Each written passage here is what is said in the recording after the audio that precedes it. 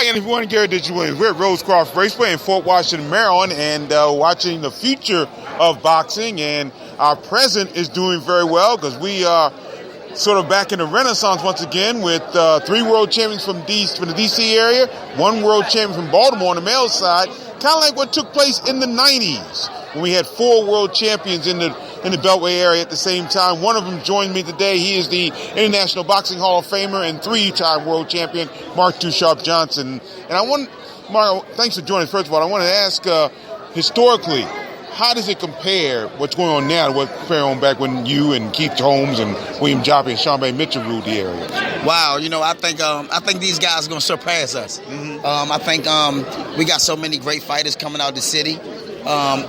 The promoters, the managers know that D.C. and Maryland and Virginia had the best fighters. So we got a lot of fighters that's going to surpass us. Mm-hmm. Right now, we got guys, Jerry Hurd, we got Tank, we got a lot of guys that's Lamont Roach. We got Mike Reed, we got even Dusty Hudson who has the title. So I can't forget about Lamont Peterson, Gary Russell. Right. Wow, man. So I think we set the stage for the city, and these guys is following up, and they're doing a wonderful job. What's causing this renaissance? What about this area is causing this renaissance now? This area always had the best fighters. Oh, yeah, definitely. Yeah. It was just that a situation that guys like us had started to get more TV exposure, more magazine exposure. Then once we started getting that, then people started looking at a lot of our fighters from the Olympic trials, the Olympics, and the U.S. Nationals and the Golden Glove. So they said, "Oh wow, these guys got some great fighters here." And not to mention, you got a new guy who just came along.